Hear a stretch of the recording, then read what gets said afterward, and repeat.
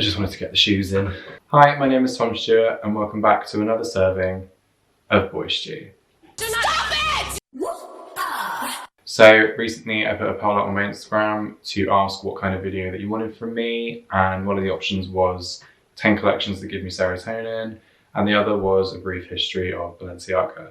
Now, what was voted for was the 10 shows that give me serotonin. However, I still will be doing a brief history kind of series on my channel. So if there is a specific designer that you want to have a little bit of history from, please let me know in the comments down below. These are collections that stick out to me for different reasons, some of which is to do with the kind of theatricality of the show, some are more clothing inspirations, some of which are the ones that kind of keep me interested in fashion. So I hope that you come along on this ride and you enjoy learning more about what I like. So without further ado, here are 10 collections that give me serotonin. So we're going to begin with Spring 1997 Couture by Thierry Mugler. Thierry Mugler is a designer best known for his extreme hourglass waistlines, biology-defying silhouettes, and a massive sense of theatrics to his design. The Spring 1997 Couture collection is no exception to this. This collection was inspired by insects and the Franz Kafka 1950 novella The Metamorphoses. This can definitely be seen in the transition from the beginning of the collection, where it's very much like dark, glamorous, very chic silhouettes. And then the second half of the collection definitely has a much more clearer insect inspiration to it. So the second half of the show opens with models or Muglerettes dressed in black skirt suits with extreme waistlines, the classic kind of trope of Mugler, alien style sunglasses that almost look like a fly's head, and little headpieces that have antennae on them. Never one from subtlety, Mugler didn't necessarily shy away from showing the obvious inspiration behind the collection, where some designers would do prints necessarily inspired by insects. Mugler would create his models into these very glamorous 40s style meets 80s style literal insects. Multiple looks came down with clear insect inspiration with waspy waists until eventually a finale of a butterfly look. As a theatre kid myself and one who also had a love for fashion, this show combined the two in such a perfect kind of meeting. This collection combined theatrics, playwriting, and extreme camp fashion. If I had to pick the best look from this collection, I would go with this black fringe outfit, kind of inspired by the shape of the beetle, with these kind of antennae coming out of the hips. I think this is one that really shone on the runway as definitely showing couture at its finest from Mugler. The craftsmanship in this outfit is literally insane. The only reason I didn't choose the finale look, which is the butterfly look, is I find butterfly inspiration a little bit boring and sometimes a little bit obvious. Fuck my drag, right? After Mugler's retirement in 2002, the brand went dormant until about 2010 when Nicola Formichetti came into the brand. The DNA of Mugler can definitely still be seen here with these kind of exaggerated hourglass silhouettes, as well as there was definitely a sense of theatrics to the shows. Nicola Formichetti then became a favourite of Queen Gaga. I'd like to be the moon. In recent years, Casey Cadwallader has recently taken over the brand and has given Mugler a slightly more casual direction. In his most recent 2021 show, which featured Dominique Jackson, Hunter Schafer, and Bella Hadid, we saw classic kind of hourglass silhouettes, but done through denim, as well as these kind of sheer, very simple toned down versions. And we've also seen this design for larger body sizes as well, which is definitely exciting to see from Mugler, because Mugler is definitely that kind of empowering women brand. Next up is Yves Saint Laurent Fall 2000 Ready to Wear. I would say that this collection is a masterclass in luxe. In his third show for Yves Saint Laurent, Albert Elbaz displayed buttery leathers, these extreme plush furs, and a really, really good sense of tailoring mixed with chic. Taking the staples of Yves Saint Laurent's brand, i.e. le smoking and the chiffon blouse, but updating them for that modern kind of late 90s, early 2000s audience. This, however, would be Albert Elbaz's final collection at the house, as it was then taken over by the Gucci group, and therefore Tom Ford became the creative director. It's a shame to see, as I feel like this collection was when Alba really found his footing at the brand, and yet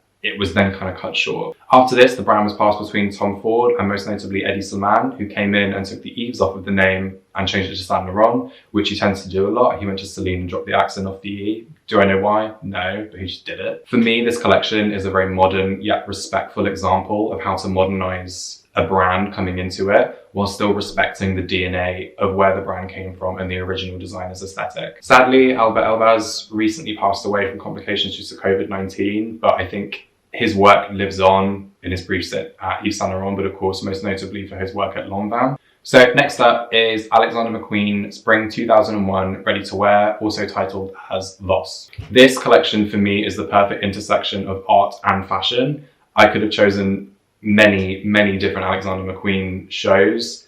Alexander McQueen, I think, was one of the last true artists that we had in fashion that really pushed that aesthetic of what is wearable, but also he had so many inspirations from different artists that were only kind of unique to him. There was always a darkness in his work. There was always a sense of the macabre in his work as well. And when I went to see the Savage Beauty exhibition at the V&A, got a private invite, I was in Tatler. Oh my God, what is that? Oh my God, what is that? Before the show, the audience were forced to look at themselves. The set was in one large glass box with a mirrored surface on the outside. So when the audience came in, they were literally forced to just sit and look at themselves until the light came on inside the box. Then started a heartbeat soundtrack, the sound of a heart monitor just kind of going, Then stumbled in models in head wraps inside what appeared to be a padded cell. Again, McQueen was never one to shy away from talking about darker topics. And of course, this probably represented his own struggle with his own mental health. The models were actually unable to see the audience as it was a two-way mirror. So they were only able to see, is it a two-way mirror or one-way mirror? I never know how that works. But they were forced to look at themselves, so they didn't have to feed off of the audience. It was much more about a performative aspect. This show had every McQueen staple you could really think of. There were giant oyster ruffle gowns. There was definitely this sense of crazy headpieces that had a darker twist to them. But there was also impeccable tailoring, not forgetting that McQueen was trained in Savile Row and could cut a suit like no other. This collection also had a central theme of nature. There was one look that had real flowers kind of hanging off of this square headpiece. There were also gowns made of razor shells, mussels, and oyster clams, one of which Erin O'Connor broke the gown apart as she was delivering that kind of performative aspect of the gown. So it really pushed what was wearable in surprisingly a ready-to-wear collection. This definitely read much more as couture by using unconventional materials like razor clams and oyster shells. At the end of the show, the pulsing heartbeat monitor petered out and gave that like one-tone sound, in which inside the glass box, another glass box shattered to reveal a Rubenesque woman with a gas mask on with tons of fluttering moths. This was a reference to Joel Peter Witkin's Sanitarian image, which seems to be the antithesis of what fashion represented in the early 2000s. Choosing a favourite look from this collection was quite tricky because generally I love most of the looks in this one. However, if I had to pick one, it would be this gown that Erin O'Connor was modelling. It was in this ostrich feather bottom with plastic slides that had been dyed red as the top part of the bodice. I think this really stood out in the collection as a genuinely absolutely stunning look. And for me, this is the definition of couture. Also, watch The Face UK and just get to know Erin O'Connor as a model. She was kind of one of the pioneers of heroin chic in the sort of late 90s, early 2000s, which I mean has its problems anyway. But if you watch The Face UK, you will absolutely fall in love with Erin O'Connor. Also, Naomi Campbell's in it, and anytime Naomi Campbell's on TV as a judge, it's perfection. You want what I have. So skipping forward a bit, I'm now going to be looking at shows that are sort of later in fashion, much more recent. They're much fresher in my brain, and these are the ones that stand out to me as some really interesting modern fashion collections. The next one is Balenciaga Fall 2016 Ready to Wear. It's safe to say that Balenciaga as a brand had kind of gone a bit stale after Nicolas Ghesquière left, and he kind of took his vibrancy with him. And also that awful stint where Alexander Wang was there for a bit, which they quickly got him out. Give up! So Balenciaga definitely needed a breath of fresh air into it. Insert Dimna Vasalia. Dimna had definitely made a name for himself at Vetements with this kind of ironic luxe streetwear that really took the fashion world by storm in 2015, 2016. So it's no surprise that he was given the call to become creative director at Balenciaga. The collection opens up with a skirt suit with exaggerated hips and a very sharp shoulder, which had come to be Dimna's signature at not only his brand Vetements, but now one of his signatures at Balenciaga. His reverence to Cristobal Balenciaga's play on silhouette as well as tailoring melded with his kind of streetwear aesthetic was a collection that I don't think anybody was really expecting. Dimna also didn't shy away from what he saw this brand being and showed it in his first collection. A windbreaker style coat worn off of the shoulder with a stiff neck definitely defined what Dimna was here to do at Balenciaga. He was here to show streetwear and luxury fashion combined as one that's also really sellable and also really shareable. The touches of streetwear in the collection, now a staple of Balenciaga, really pushed the brand to a new height where people hadn't really seen before, and I think was definitely inspiration for a lot of other designer brands then beginning to show more streetwear inclined looks. Patchwork Florals made reference to his own work at Vetements, and the sharpness of all of his tailoring also gave that luxury sense to the collection. Whilst I think that in recent years, Balenciaga has lost a bit of momentum with a lot of similar looking collections, this first one was when I think that Demna really melded the history of Cristobal Balenciaga and what he did at Vetements and his own streetwear aesthetic in the most perfect way, where it still didn't shy too far away from the DNA of the brand. My favorite look from this collection has to be this red puffer jacket worn slightly off the shoulder with this crystal encrusted turtleneck and black trouser. I think this is that definition of that, where it is streetwear with the puffer jacket and the kind of cool shoulder thingy with luxury fashion with the literal luxury signifier of jewels and gems up the neck. And I think this was the pinnacle for me of Demna's Balenciaga. Next up is Iris van Herpen Spring 2019 Couture. I literally could have chosen any Iris van Herpen collection. I think she is an absolute master at what she does. Iris van Herpen is known for 3D printing, organic shapes, layering of different silks to create really avant-garde silhouettes that are also still flattering to the body. The inspiration for this collection being the Harmonia Macrocosmia, which is a 17th century star atlas. The mind-melting and ethereal designs of this collection definitely describe it as its inspiration, which is just cosmic. The play of movement and stiffness that Iris van Herpen does so well is so perfectly displayed in this dress, which is kind of almost strings of like, it looks like it's been through a spiralizer.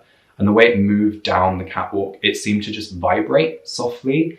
And this is something that Iris does incredibly in her work, is things that are 3D printed and extremely stiff, but there'll be layers of things that slightly flutter or move down the runway that give it just this alien-like insane quality. Her iconic work with layers and layers of silk organza, producing this almost kind of, you know, when you look at an incline on a map, I think I learned this in like orienteering in school, but the way that an incline works on a map where it's like rings and layers and it gradiates up through color, that's displayed on the final two garments in this collection, and it just creates this insane, amazing silhouette that's such an optical illusion to the eye, but yet still has that quality that Iris van Herpen is so perfect at, where it still is a flattering shape to the body. It doesn't completely mask anything. It still kind of fits in the right places, shows off enough leg, shows off enough kind of décolletage that it becomes such a flattering, beautiful garment. The metallic fabrics that she used in this collection only really heighten that element of optical illusion, and the way that she does these sort of graphic printed silks that flow down the runway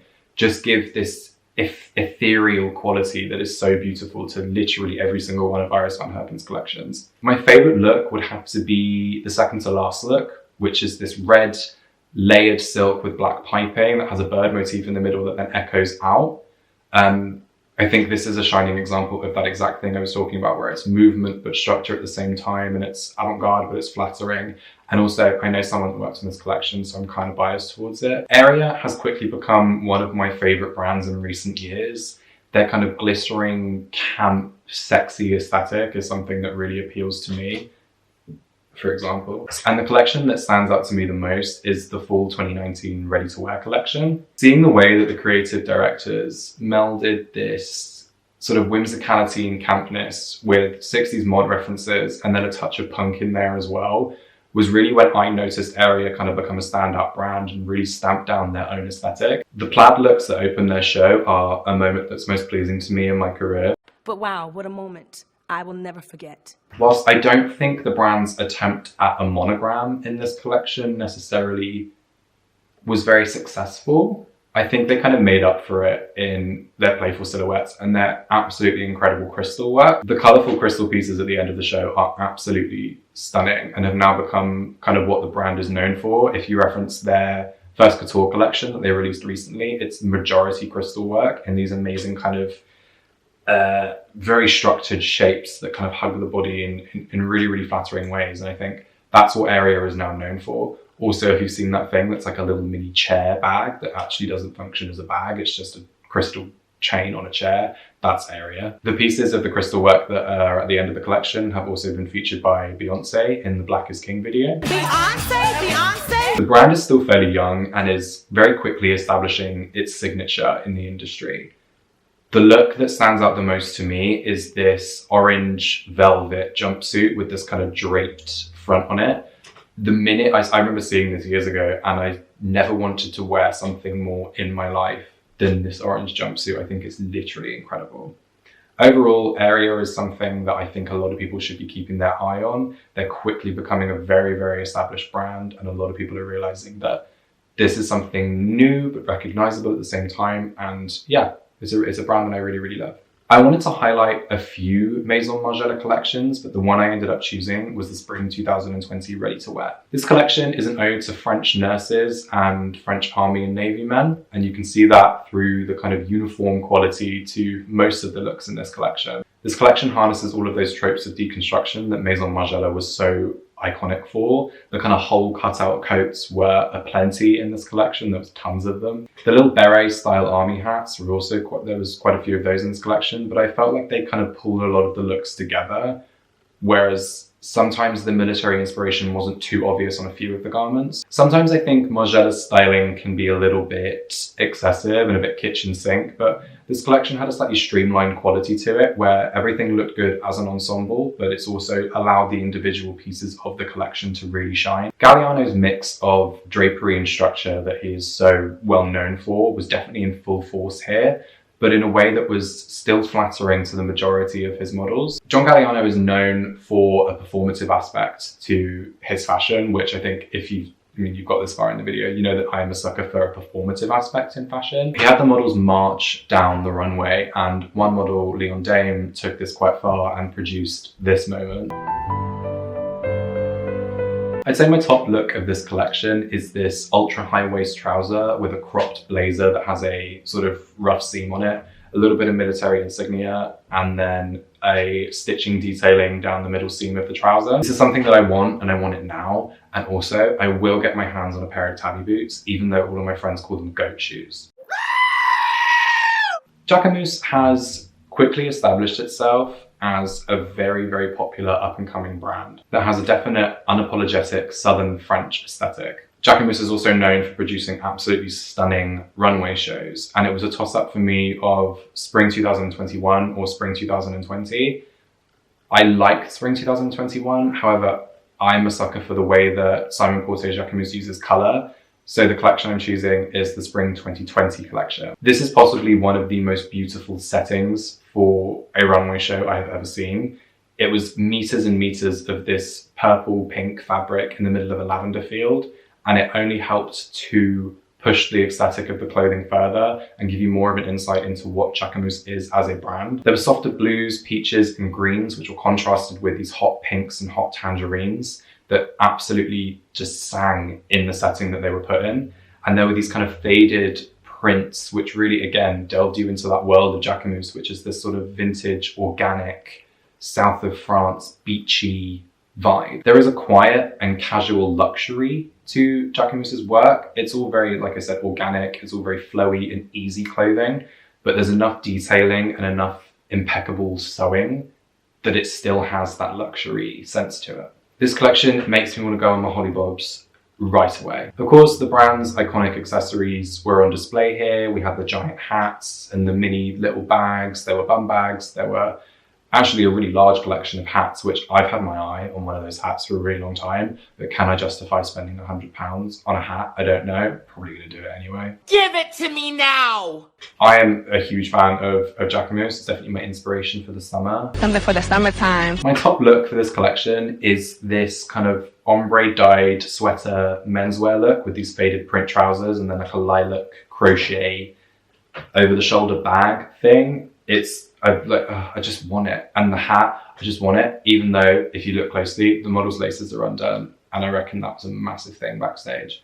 Next up is PAMOS Spring 2020 ready to wear. If you haven't noticed already, I really enjoyed Spring 2020 as a collection. PAMOS, headed up by Kirby Jean Raymond, is a brand that celebrates Black culture and the reclamation of Black iconography. His trilogy of shows entitled American Also is about taking pop culture figures, Black pop culture figures that have been erased by white people and reclaiming them in a way that I think only PAMOS can. This collection is no exception, and this collection focuses around Sister Rosetta Thorpe. Sister Rosetta was a popular singer in the sort of 40s, 30s, 50s, who is often referred to as the godmother of rock and roll. It was very much erased by white culture when white culture came in and claimed rock and roll as its own. Spanning from glam rock glitter two-pieces, piano iconography, there was D-rings, there was these amazing leather jackets. They were all kind of mixed with classic African-American references like basketball vests. The show also featured a 70-person gospel choir, which really helped to kind of hit that message home.